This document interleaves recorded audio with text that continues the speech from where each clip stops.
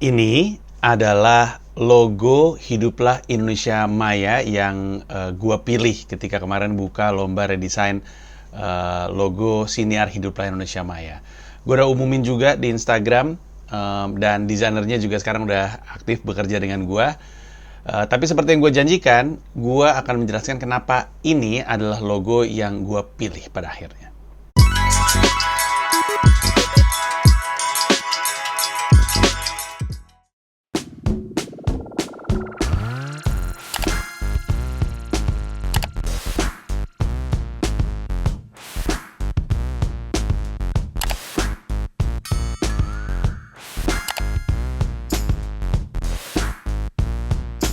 Disemprotnya pakai kata-kata, bukan pakai disinfektan gitu. Iya. Untuk dianggap puas, jenazah yang udah beres mesti angkat jempol dulu. Ya, itu bagus tuh. Sederhana, singkat, dan bagus. Tugasnya Gilang sekarang mencari contoh kasus dari pihak lain. Misalkan teman saya atau salah satu klien kami. Ini aja gue bukan ngelawak aja dianggap dark jokes, gimana gue ngelawak gitu loh. Oh, sekarang dia tukang bully yang senang mengajar. Lucu banget dah murid-murid gue nih hari ini, kocak dah lu semua dah. Jadi semua logo keren-keren. Gue pernah bahas di beberapa video sebelumnya, beberapa minggu yang lalu, tentang shortlist. Jadi dari begitu banyak, gue masukin ke list yang lebih pendek, daftar yang lebih pendek. Kemudian 3 diantaranya akan gue hubungin untuk gue ajak ngobrol soal desainnya dan soal ketersediaannya untuk kerja bareng sama gue. Nah akhirnya yang menang namanya adalah Randy. Dia domisili di Manado dan dia menambah orang gondrong untuk jadi bagian dari tim Panji. Manajer gue si Toro gondrong, Borneo gondrong, Randy gondrong, Bonar nggak bisa gondrong, dia bilang bisanya keribo, jadi ya sangat disayangkan. Apa kita pecat aja guys? Oke. Gue akan kasih tahu bahwa sekali lagi ini adalah selera ya. Maksud gue namanya juga untuk urusan gue dalam siniar gue ya, tentu selera gue jadi perannya paling gede. Tapi ada aspek-aspek lain yang membuat gue memilih. Salah satunya, kalau lu ingat, gue ngomong dari awal bahwa ini tuh rencananya akan jadi IP. Di video yang waktu itu juga gue cerita, ini akan jadi IP. IP itu berarti dia tidak hanya akan jadi podcast. Dia akan jadi banyak hal. Dan seperti yang mungkin lu dengar, gue kan bikin Hiduplah Indonesia Maya live show. Jadi kayak edisi live dari siniarnya di comikacomedy.club. Lu bisa beli tiketnya, nanti gue ceritain di belakang. Kemudian dia juga jadi merchandise. Dan dia akan jadi banyak lagi. Gue akan fokus pada pengembangan brand dari Hiduplah Indonesia Maya ini. Dibikin jadi IP yang oke, sehingga bisa dimonetize, bisa jadi sesuatu yang jangka panjang gitu lah. Nah, karena itu, gue memutuskan untuk ngambil logo yang bisa diaplikasikan di mana aja. Seperti yang lu tahu, ada banyak logo yang memang identiknya ke podcast saja. Seperti misalnya, ada gambar mikrofonnya, ada gambar, kayak frekuensi ya. Dan itu membuat logonya jadi terbatas hanya di urusan podcast. Kalau misalkan gue mau bikin kolaborasi sneaker gitu misalnya, akan jadi aneh gitu. Atau lebih dari sekedar itu deh. Kalau misalkan gue bikin ini jadi ya kayak sekarang aja talk show live, dia nggak ada hubungannya sama podcast lagi gitu. Jadi gue mencari logo yang agak lebih bebas untuk bisa diaplikasikan.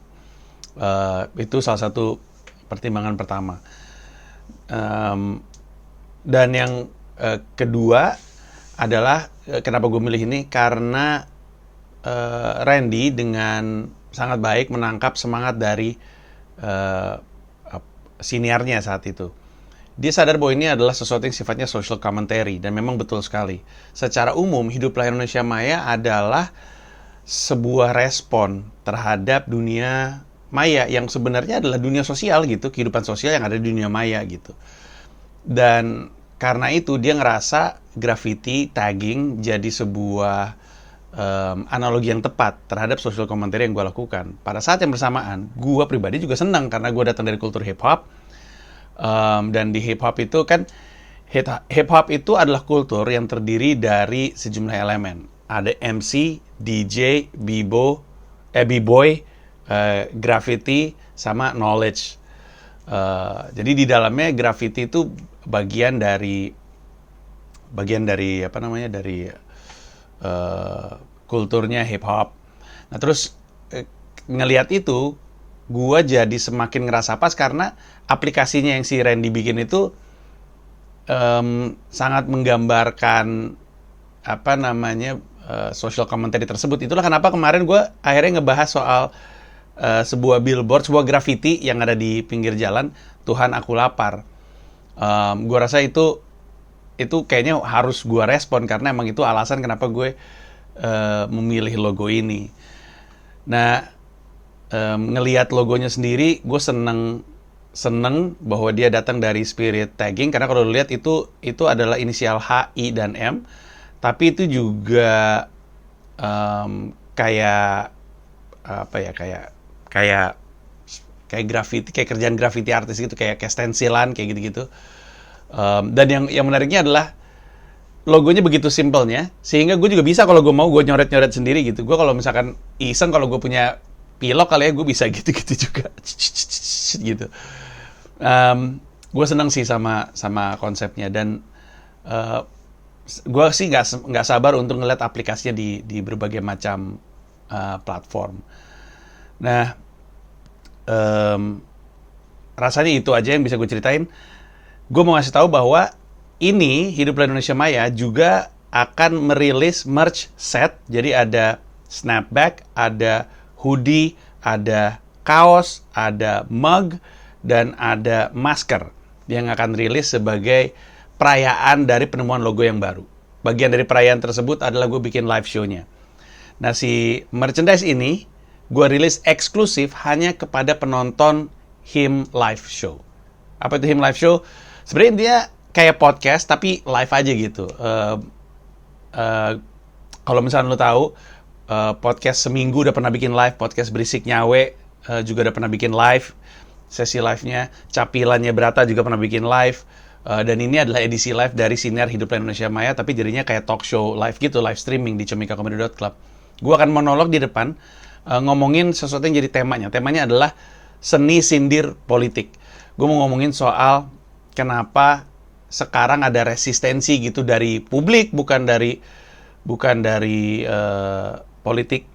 politisinya ya, yang membuat banyak orang jadi khawatir, gue bisa nggak sih bercandain politik. Dan gue sebenarnya pengen berargumen bisa. Gue ngelakuin ini untuk bilang bahwa nggak apa-apa guys, kita mau bercanda aja. Ini juga lanjutan dari video yang waktu itu gue taruh di YouTube juga, dan ada juga di Instagram.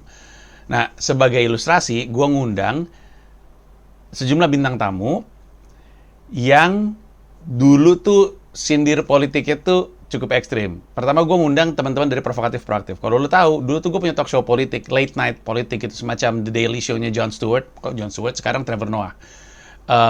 Cuman isinya ada gue, hostnya ya, gue sebagai lead host, terus ada Ronald, ada Pange, ada Jeflo, ada Radit, ada Andari. Pangeran Siahaan sebagai kreatifnya, ada banyak, ada Iman Syafi'i, ada Noval Vileindi, Esya, ada Esa dan Esa, Caca, Eca, banyak lah, seru. Shani Budi juga di dalamnya. Nah, itu tuh anak-anak muda ngebecanain politik, ekstrim sekali sampai level gua disomasi sama Menteri Hukum dan HAM.